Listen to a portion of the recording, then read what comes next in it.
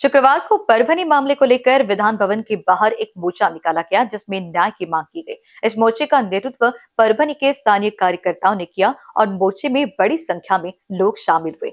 मोर्चा में शामिल लोगों ने परभनी मामले में न्याय मिलने तक संघर्ष जारी रखने का संकल्प लिया। विधायक और पूर्व मंत्री नितिन राउत ने मोर्चे में हिस्सा लिया और प्रदर्शनकारियों को अपना समर्थन दिया।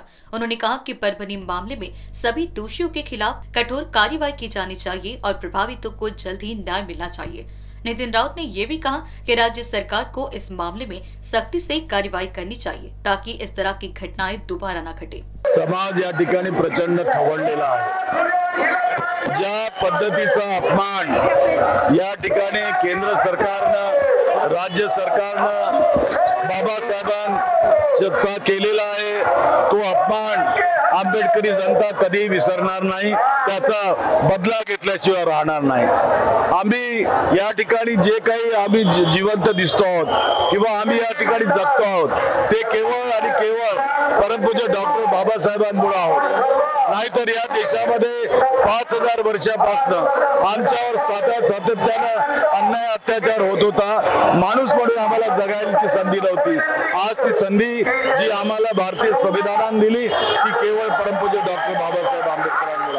आणि अशा व्यक्तिमत्वाचा, अशा राष्ट्रपुरुषाचा अपमान करून भारतीय जनता पक्ष हे जर दाखवत असेल की तो त्यांचा सन्मान आहे, तर त्याचा आम्ही या ठिकाणी निषेध करतो। परभणी प्रकरणामध्ये जे काही घडलं हे घडवून आणण्यात आलेलं आहे। त्या दिवशी सकल हिंदू जनांचा, हिंदुत्व कट्टरवादी लोकांचा जो बांगलादेशमध्ये जी दंगल झाली त्या संदर्भात मोर्चा होता आणि त्याचाच औचित्य साधून तिथे नाहक आंबेडकरी तरुणांना शिकार बनवण्यात आलं आणि लगातार एका पाठोपाठ एक कोम्बिंग ऑपरेशन त्या ठिकाणी घडवून आणलं पोलीस यंत्रणेने आणि 43 तरुणांवरती गुन्हे दाखल करण्यात आले। त्यामध्ये 20 नंबरचा आरोपी, ज्याला आरोपी बनवण्यात आलं, तो सोमनाथ व्यंकट सूर्यवंशी, जो कायद्याचा विद्यार्थी होता, काहीतरी घटना बाहेर घडत म्हणून तो रेकॉर्डिंग करत होता। पोलिसांनी त्यांना इतकं बेरहमीने मारले, त्याच्या अवघड ठिकाणी देखील जखमा केल्यात आणि त्याची PCR मध्येच हत्या करण्यात आली। आणि म्हणून हे काही साधारण गोष्ट नाही आहे, तर हा तमाम भारतीय संविधानाचा अपमान आहे। मानवतेला इतक्या अमानुष पद्धतीने मारलं की मानवतेला शर्मसार करणारी घटना आहे। म्हणून तमाम आंबेडकर जनतेची आणि संविधानवादी जनतेची हीच मागणी आहे की या घटनेला जे जबाबदार आहे, जे 3 पोलीस उपनिरीक्षक जे मुख्यत्वे जबाबदार आहे, त्यामध्ये मोंढा पोलीस स्टेशनचे महेश मरे, तुरणार आणि गोरबान हा असा व्यक्ती जिथे जिथे दंगल होतो तिथे तिथे याची उपस्थिती असते। भीमा कोरेगावची दंगल जिथे झाली तिथे देखील हा मोरबान नावाचा व्यक्ती होता। या तिघांचीही तात्काळ टर्मिनेशन करायला हवं ही आमची मागणी आहे। सोबतच जे अमित शहाने, जो देशाचा गृहमंत्री आहे, त्यांनी देश कसा सांभाळावा एवढं त्या तडीपार व्यक्तीला समजत नाही। त्यांनी देशाच्या संविधान शिल्पकाराचा अपमान केलाय आणि म्हणून त्यांनी देखील माफी मागायला पाहिजे। हीच आजच्या मोर्चामध्ये आम्ही येथील महाराष्ट्र प्रशासनाला, सरकारला मागणी केलेली आहे।